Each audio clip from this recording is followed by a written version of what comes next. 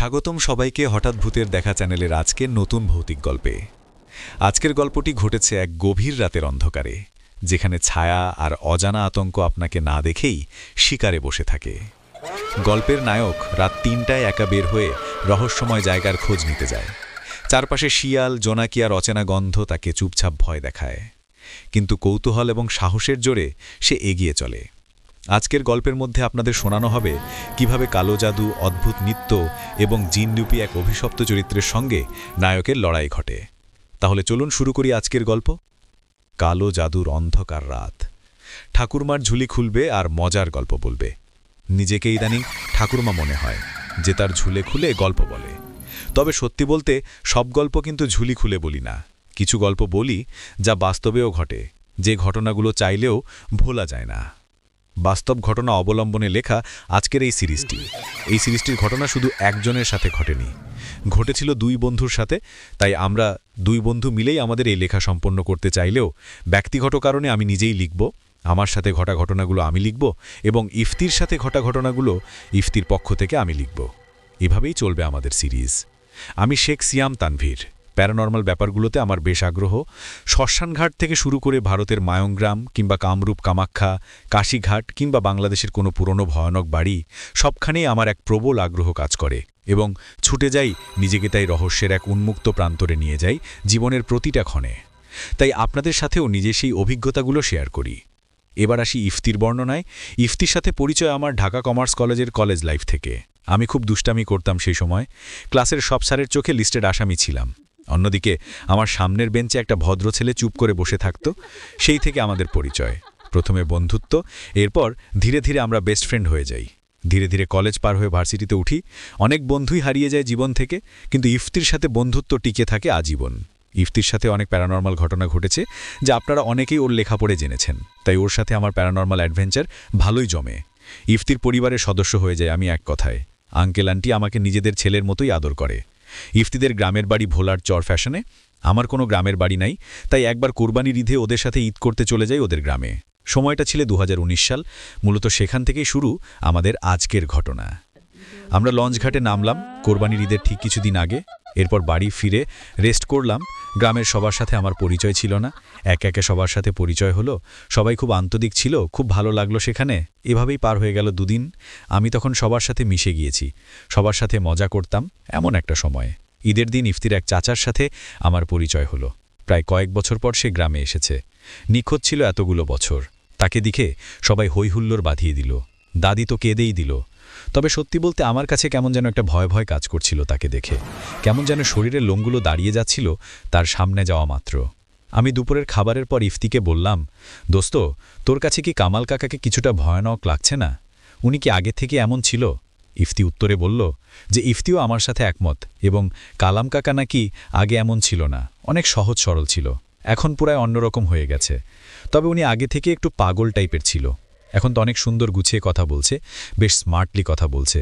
আমরা দুজন বললাম, যাই হোক, এত চিন্তা করে লাভ নাই, লোকটা আসছে এটাই অনেক বড় কথা। রাতের বেলা আন্টি বলল আগামীকাল আমাদের কালাম কাকার শ্বশুরবাড়ি যাওয়া লাগবে, তাই তাড়াতাড়ি ঘুমাতে।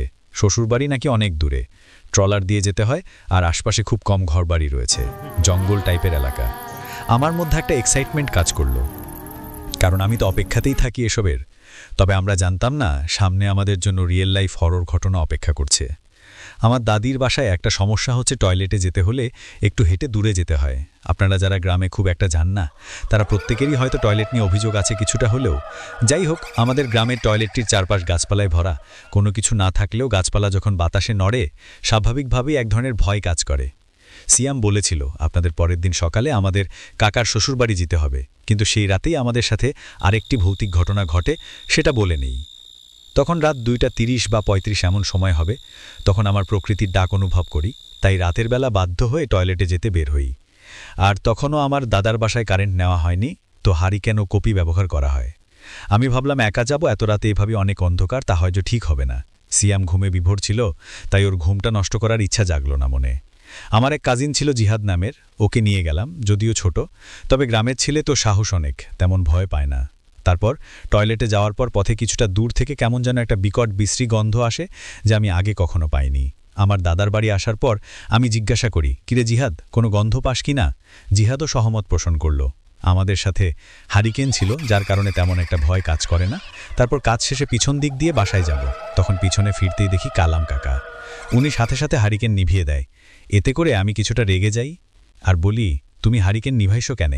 এই গ্রাম নাকি ভূতে ভরা, আর এর মধ্যে তুমি আইসো মজা করতে? আগের থেকে চালাক হয়ে গেছো ঠিকই, কিন্তু পাগলামি যায় নাই। তখন কালাম কাকা বলে, আমি থাকতে তোগো দুইজন রে জিন ভূতে সব ধরবো কিভাবে? তোর কাকারে সব জিন ভূত ভয় পায়, এটা বলে হাসতে থাকে। আর ঠিক তখনই সিয়াম চলে আসে টয়লেটে যাবে, তাই আমরা চারজন একসাথে। সিয়াম তখন বলে, এরকম বৃষ্টি গন্ধ আসে কোন দিক থেকে রে দোস্ত? চল তো সবাই মিলে দেখি। কিন্তু জিহাদ তখন মানা করে যে, ভাইয়া এত রাতে এইসব দিকে যাওয়া ঠিক না, এভাবেই হারিকেন নিভে গেছে, কাল সকালে আবার তোমরা বেড়াতে যাবা, চলো ঘুমায়ে পড়ি রুমে যে। তারপর কালাম কাকা বলে, তোরা যা, শুয়ে পড়, আমি আসছি। ঘরে যাওয়ার পর সিয়াম আমাকে বলে, তোর এই কাকার সাথে থাকলে আমার শরীরে কেমন যেন কাটা কাটা দিয়ে ওঠে। আমি বলি, ঘুমিয়ে পড়, সকালে আবার যাব সবাই মিলে, দূর আছে জায়গাটা। যদিও আমি রাতে খুবই খারাপ একটা স্বপ্ন দেখি। সকাল হয়ে যায়, তারপর আমরা সবাই রওনা দিই সকালের নাস্তা করে। অনেকজন মিলেই একসাথে রওনা দিই। গাড়ি দিয়ে প্রথমে যাওয়ার পর আবার ছোট স্টিমারের মতো আছে, সেটাতে উঠতে হবে। সেই স্টিমার শুধু একবারই যায় সেখানে, দুপুর 12টায় ছাড়ে। আমরা যেদিকে যাব সেই জায়গার নাম চর কুকরিমুকরি। চর কুকরিমুকরি খুবই সুন্দর জায়গা। আমরা যখন স্টিমার দিয়ে যাচ্ছিলাম খুবই উপভোগ করেছিলাম, প্রকৃতিতে ভরা, অনেকটাই সুন্দরবনের মতো। তারপর পৌঁছানোর পরে আমরা হাঁটতে থাকি এক বাড়ি থেকে আরেক বাড়ি অনেক দূরে। এর মধ্যে বাবা তখন বলে ওঠে, এদিকে যদি আমাদেরকে কেউ মেরেও রেখে দেয়, কখনো খোঁজ পাওয়া যাবে না। কিছুই নেই, কোনো দোকানপাট দেখছিলাম না। রাস্তা দিয়ে যাওয়ার সময় এক লোকের সাথে কথা হয়। উনি বলল, এই জায়গায় শুধু ডাকাতরা থাকতো, এখনও তানাই আছে, কিন্তু সময়ের সাথে সাথে নিজেদেরকে বদলে নিয়েছে। আমি এক অন্যরকম মনে মনে ভয় পেয়ে যাই। বাবা বলে, কালাম, তুই আর বিয়ে করার জায়গা পাইলি না, এদিকে এসে করতে হলো? তখন সিয়াম বলে, ভালো জায়গায় বিয়ে করেছে, না হলে আমরা এই সুন্দর জায়গা কিভাবে দেখতে পেতাম? আমরা কালাম কাকার শ্বশুরবাড়ি পৌঁছে গেলাম। তারপর আমাদের সবাইকে পানি ও পিঠা দেয়া হলো। পানি খুবই লবণাক্ত। আমার আম্মু হঠাৎ সিয়ামও আমাকে বলল, কালামের দাদি শাশুড়ি কিন্তু তেমন ভালো না, কালো জাদু এসব করে, তোরা দুজন দূরে থাকি সোনার থেকে। আম্মু আরও বলে, চেহারা দেখোস না কেমন লাগে, এসব করতে করতে চেহারা নষ্ট হয়ে গেছে। আমি আর সিয়াম তেমন কিছু বললাম না। তারপর দুই বন্ধু একসাথে ঘুরতে বের হলাম, এভাবেই একটু গ্রাম ঘুরে দেখার জন্য। সিয়াম বলে, চল বাড়ির পিছনের দিকটা যাই। আন্টি যেহেতু বলেছে আমাদের এই কথা, দেখি কোথাও কিছু পাই কিনা প্রমাণ কালো জাদু এসবের। দুই বন্ধু একসাথে ঘুরতে থাকি, খুবই ভালো লাগছিল, তার কারণ খুবই সুন্দর একটা জায়গা। তারপর হাঁটতে হাঁটতে একটু জঙ্গলের মতো সেদিক যাই। তারপর খুবই অবাক হয়েছিলাম, দুইজন একটা চক্রের মতো দাগ দেওয়া, আর সেটার উপর একটা কাপড়ের মতো পুতুল বানিয়ে রাখা, এবং একটা কবুতর মরা, কিন্তু মাথা নেই, আর একটা মাথার খুলি। পিছনে ফিরতেই আবারও দেখি কালাম কাকা। হঠাৎ করে কালাম কাকাকে দেখে আমরা চমকে গেলাম। তিনি আমাদেরকে বললেন, তোর এখানে কি করস? ঘুরতেছি। ঘুরতে আসোস মানে? এটা কি ঘোরার জায়গা? ঘুরতে আসছি, ঘুরবো না? তোরা ঘুরতে পারবি না যেখানে ইচ্ছা করে। তোমার সমস্যা কি? আমার শ্বশুরবাড়ি আমার ইচ্ছাতে হইব। আমরা আর কথা না বাড়িয়ে সেখান থেকে চলে গেলাম। মেজাজটা খুব খিটখিট করছে কালাম কাকার জন্য, কিন্তু লোকটা একটু পাগল টাইপের, তাই কথা না বাড়ানোই ভালো, সিয়াম বলল। আমরা হাঁটতে হাঁটতে এক জঙ্গলে চলে আসলাম। অনেকদিন পর গুই সাপের দেখা পেলাম। দেখতে বেশ সুন্দর লাগছিল। সিয়াম কাছে গিয়ে একটা ছবি তুলল। যেতে যেতে অনেক কাছে চলে গেল। আমি যদিও মানা করছিলাম। গুই সাপটি দৌড় দিলে একটা গিয়ে ঝোপের আড়ালে হারিয়ে গেল। সিয়াম আমাকে বলল, সুন্দরবনের বাসিন্দারা একটা রুলস ফলো করে। তাদের সামনে যদি বাঘ চলে আসে, তাহলে বাঘের চোখের দিকে এক দৃষ্টিতে তাকিয়ে থাকে, পলক পড়া ছাড়া। এতে বাঘের পেটে খুব বেশি ক্ষুধা না থাকলে বাঘ আক্রমণ না করেই চলে যায়। আসলে তুই যখন এক কদম আগাবি, তখন প্রতিপক্ষও এক কদম পেছাতে বাধ্য হবে। আমরা জঙ্গলের মাঝে চলে এলাম। সবুজ গাছপালা আর নিচে নরম সবুজ ঘাস বৃষ্টির পানিতে ভিজে আছে। পাশ দিয়ে জোয়ার ভাটার পানি। অদ্ভুত সুন্দর লাগছিল দেখতে। প্রকৃতিও অসাধারণ সুন্দর একটি জিনিস। মহান স্রষ্টা খুব সুন্দর করে সৃষ্টি করেছেন এই প্রকৃতিকে তার সৃজনশীলতা দিয়ে। তার সৃজনশীলতা যেন হার মানায় সকল সৃজনশীলতার। প্রকৃতিকে আমার কাছে নারীর মতো মনে হয়।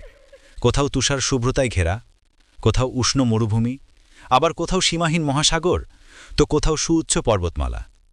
ঠিক যেমন একটি নারী তার সম্পর্ক ভেদে বহুরূপী। যখন সে একজন মা, তখন তিনি সম্মানের দিক দিয়ে পাহাড়ের মতো উঁচু স্থানে, যে শত বাধাতেও অটল থাকে, তাকে ধাক্কা দিয়েও ফেলে দেওয়া যায় না। আবার যখন একজন স্ত্রী, তখন সে তুষারের মতো শুভ্র, তুলতুলে শীতলের রূপী। যখন সে বোন, তখন যেন তার উষ্ণতা দিয়ে মরুভূমিকেও হার মানায়, সবাইকে চিল রাখে। নারী বহুরূপিতার সম্পর্ক ভেদে। তাই তো ইংরেজিতে প্রকৃতিকে মাদার নেচার বলা হয়। আমরা প্রকৃতির মাঝে হারিয়ে গেলাম, তবে বেশিক্ষণ থাকা যাবে না। বাসায় ফিরতে হবে যে।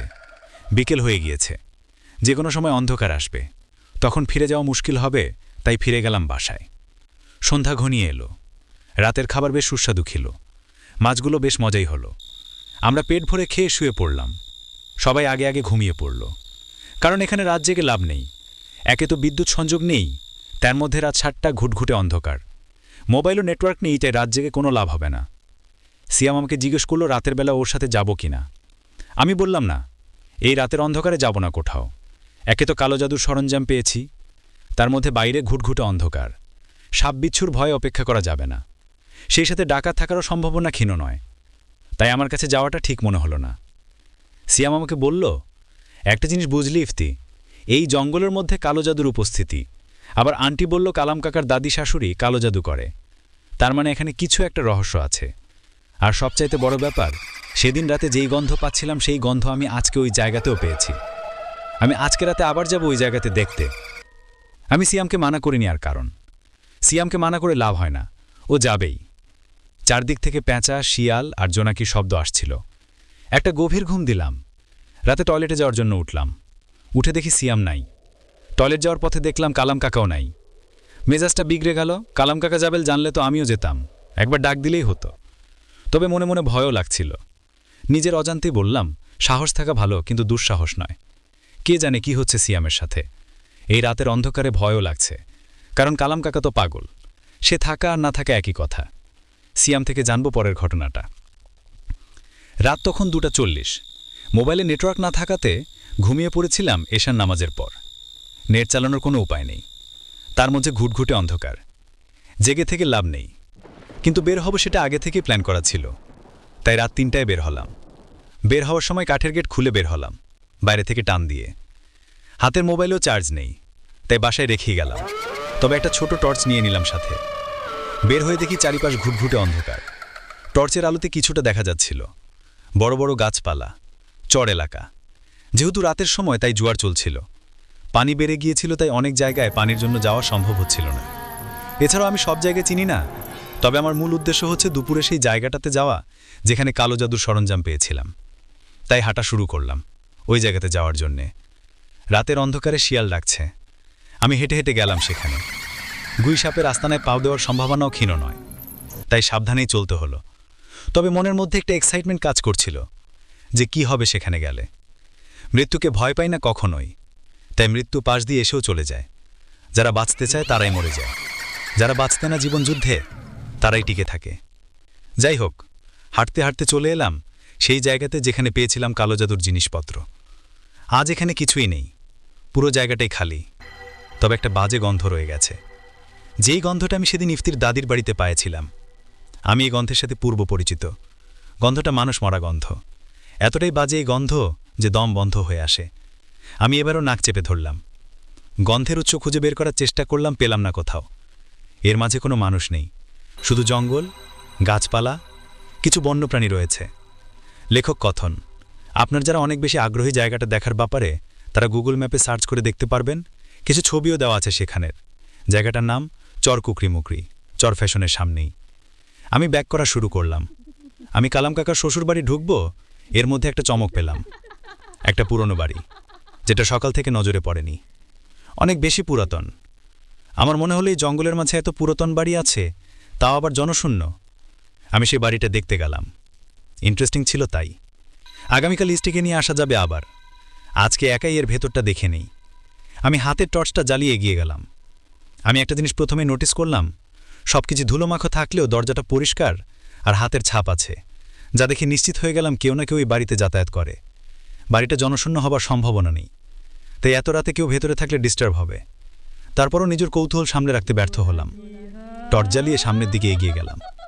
গেটের সামনে চলে এলাম। ভেতরে যাকে দেখলাম তাকে দেখার জন্য মোটেও প্রস্তুত ছিলাম না। সকাল 8টায় ঘুম থেকে উঠলাম, সবাই নাস্তা করে নিলাম। ইফতি জিজ্ঞেস করলো কাল রাতে কোথায় ছিলাম। ঘুরতে, তোকে তো বলেছিলামই। কালাম কাকার সাথে যাবে জানলে তো আমিও যেতাম। আমি তো ভেবেছি তুই একা যাবি। তাই নাকি? তুই যাবি জানলে তোকে ডাক দিতাম। তা কি কি দেখলি রাতে? আমি দুশ্চিন্তা করছিলাম, পরে অনেক ঘুম আসলো, ঘুমিয়ে গেলাম। রাতে কালাম কাকা নেই দেখে দুশ্চিন্তা মুক্ত হয়েছে কিছুটা। হ্যাঁ, কালাম কাকা থাকাতে ভালোই হয়েছে। এর মধ্যে খবর আমাদের যাওয়ার সময় চলে এসছে, আমাদেরকে ফিরতে হবে। কালাম কাকার স্ত্রীও বাড়ি ফিরবে। ওনার একটা ছোট ছেলে আছে। পুরো পরিবারই এক কথায় চর কুকরে মুকরির থেকে ফেরার সময় এসে গেল। 11টায় আমাদের সবার বের হতে হবে। সেই অনুযায়ী আমি একটা গুরুত্বপূর্ণ কাজ করে আসলাম। সেই কাজটা পরে বলা যাবে। 11টায় চলে গেলাম ফেরার উদ্দেশ্যে। ট্রলারে উঠে গেলাম। কালাম কাকার পরিবারের সদস্যরা সকলেই খুব খুশি, এত বছর পর একসাথে। আমার কাছে ভালোই লাগছিল তাদের ভালোবাসা দেখে। আর পূর্ণিমার রাত, ট্রলারের শব্দে প্রচণ্ড মাথা ব্যথা করছে। রাতে ঠিকমতো ঘুমানো হয়নি, তাই মেজাজ খিটখিট করছে। এর মধ্যে কালাম কাকার উল্টাপাল্টা কথা শুনলে মারামারি লেগে যাবে আমার সাথে, তাই মাথা ঠান্ডা রেখে চুপ করে প্রকৃতি উপভোগ করছিলাম। ধীরে ধীরে বিকেল ঘুনিয়ে বিকেল চলে এলো। ছোটবেলায় প্রতি বছর একবার বাবার সাথে পিকনিকে যেতাম। সারাদিন ট্রলার দিয়ে ঘুরতাম, বেড়িবাঁধ দিয়ে উঠতাম, তারপর সাভার টাভারে ঘুরে সন্ধ্যায় আবার বাসায় ফিরতাম, মিষ্টি দই এসব কিনে।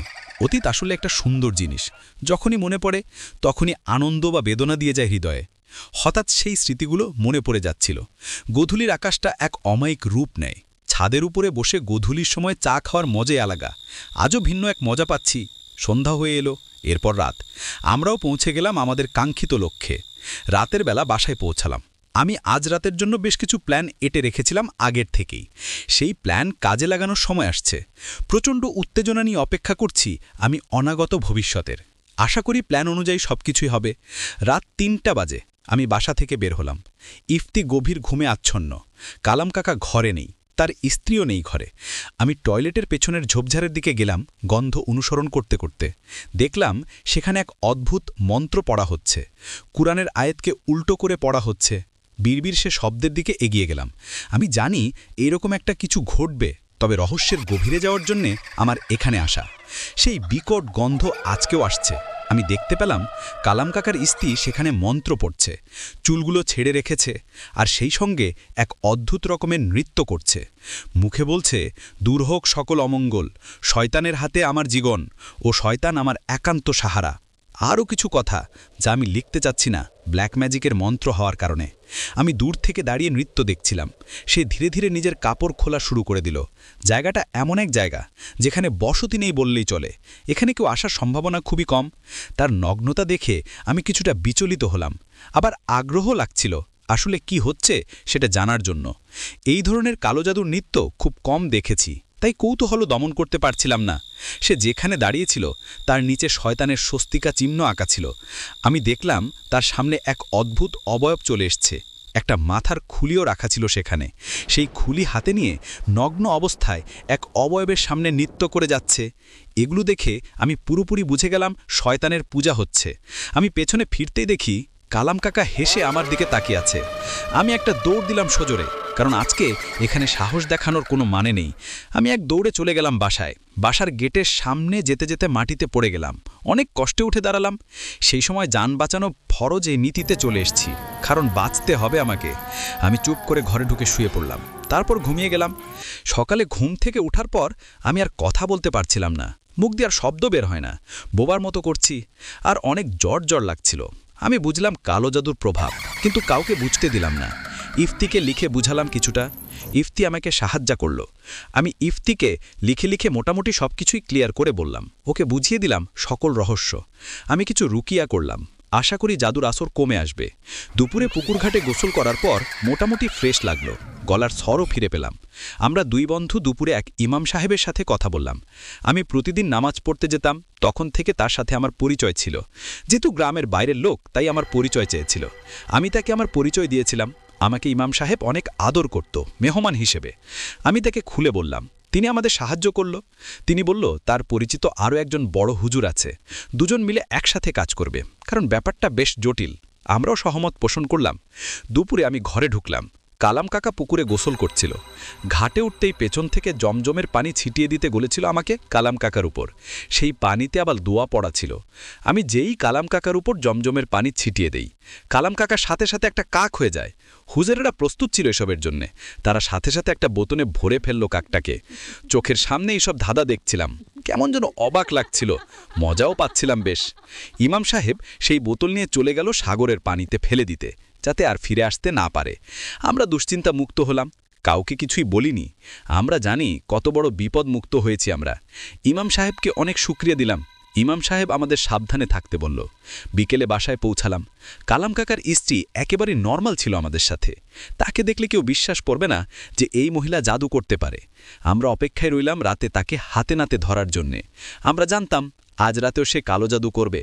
কালাম কাকা তার সাথেই ছিল। কালাম কাকার সাথে আমরা দুই বন্ধু অনেকক্ষণ গল্প করলাম। তিনি আমাদের সাথে রইল। তিনি অপেক্ষায় আছে তার স্ত্রী কি করে সেটা দেখার জন্যে। আমি আঙ্কেল আন্টিকে সবকিছুই বললাম যে কালাম কাকার স্ত্রী যে এত বড় গুটিবাজ, তারা বিশ্বাস করতে বাধ্য হলো।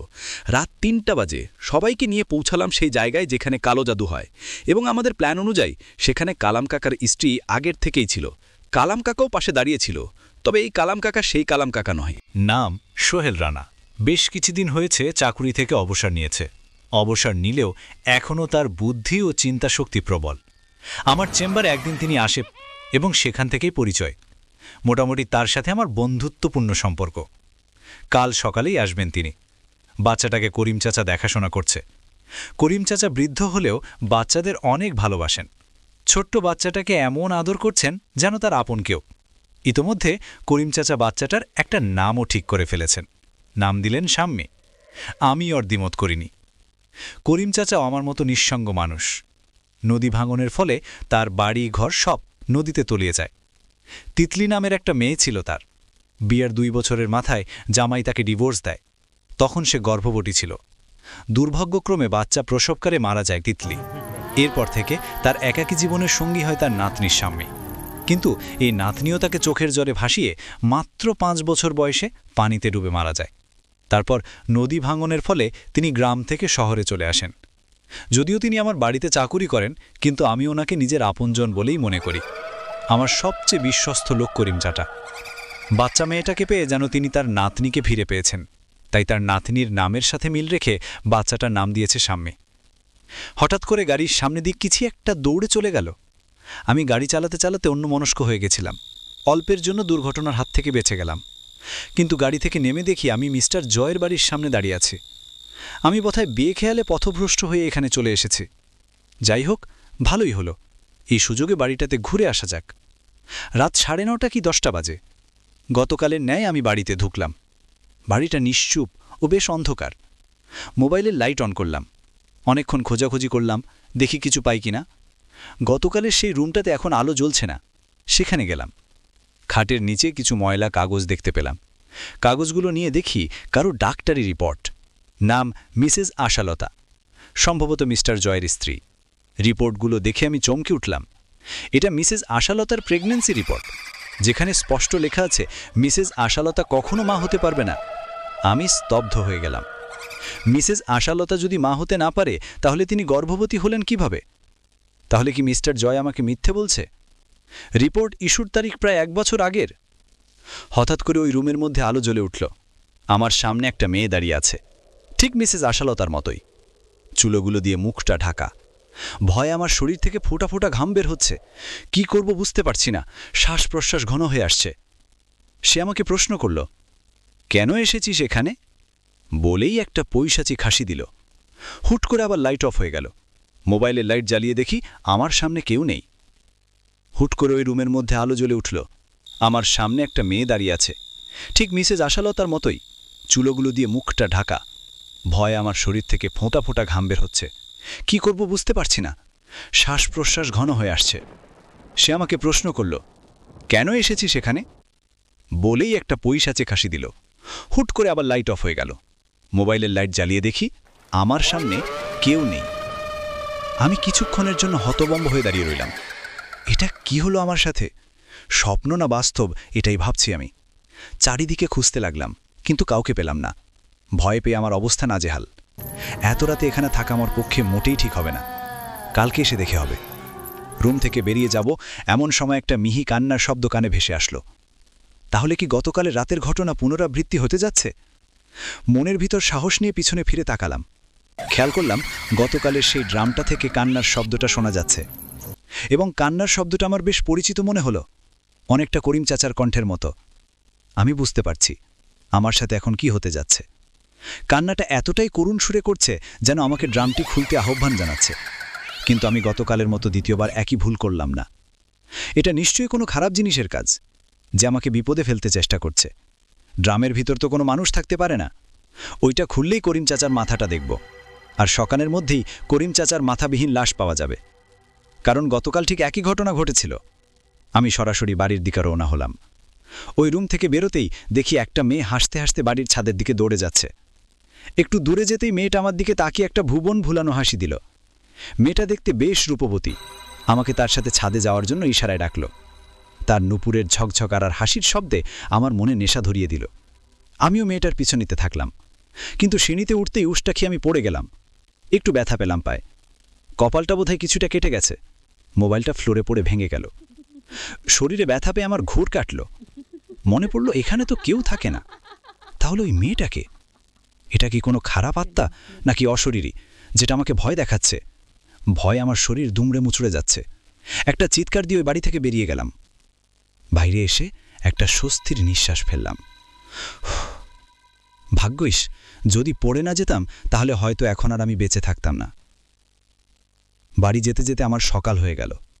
বাসায় দুধ নিয়ে গিয়ে আমি তব্দা হয়ে গেলাম।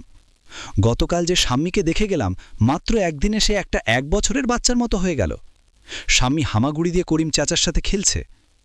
মাত্র একদিনের বাচ্চা কিভাবে এত বড় হতে পারে তা ভেবে আমি ভীষণ অবাক হলাম। স্বামীর শরীরে এমন অকল্পনীয় পরিবর্তনে আমার মাথা খারাপ হওয়ার অবস্থা। তাছাড়া করিম চাচারও শরীরে ব্যাপক পরিবর্তন এসেছে। কণ্ঠটা চেঞ্জ হয়ে কেমন যেন মেইলি কণ্ঠে রূপ নিয়েছে।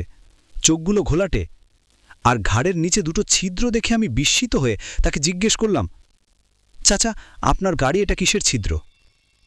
তিনি কিছু না বলে কথাটা এড়িয়ে গেলেন। গলার সাথে একটা মাফলার জড়িয়ে নিলেন। আমি ভাবলাম করিম চাচা কি পাগল হয়ে গেছেন? এই গরমকালে কেউ মাফলার গলায় দেয়? তাছাড়া স্বামীকে নিয়ে আমার প্রচুর টেনশন হচ্ছে। মেয়েটার জন্ম হলো অদ্ভুতভাবে, দেহের অঙ্গটাও অদ্ভুরে, এবং তার শারীরিক বৃদ্ধিটাও অদ্ভুতভাবে হচ্ছে। মাত্র একদিনে কোনো বাচ্চা এত বড় হতে পারে?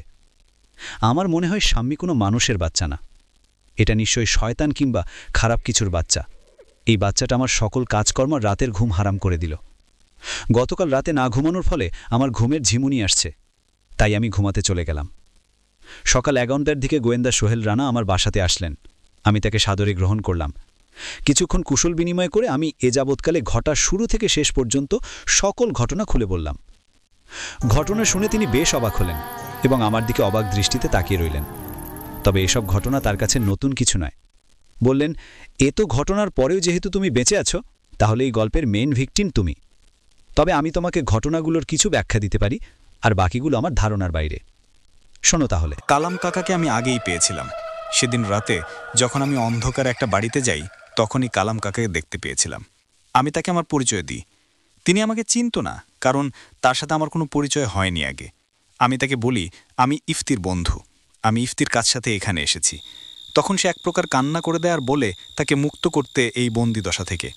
আমি তাকে বুঝিয়ে বলি মাথা ঠান্ডা রাখতে, কারণ আমি এটা বুঝে যাই যে যদি কালাম কাকা এখানে থাকে তাহলে আমাদের মাঝে যে কালাম কাকা আছে সে কোনো মানুষ নয়। আর মাথা এটাও ছিল যে সে রাতে আমরা কালো জাদুর জিনিসও পেয়েছি, তাই বুঝতে দেরি হয় না যে আমাদের মাঝে শয়তান আছে কালাম কাকার রূপ নিয়ে। আমি কালাম কাকাকে বলেছিলাম আমি দুপুরে যাওয়ার সময় তাকে এখান থেকে বের করে যাব, এবং আমি আমার কথা অনুযায়ী তাকে বের করে দিয়ে গাড়ি ভাড়া দিয়ে দিয়েছিলাম বাড়ি পর্যন্ত যাওয়ার। আমি কাউকে কিছুই বুঝতে দেইনি। যখন বুঝতে পারলাম কালাম কাকার স্ত্রী কালো জাদু করে, তখন কালাম কাকার ওপি জিনকে আটকানো একটা প্ল্যান করেছিলাম ইফতির সাথে মিলে।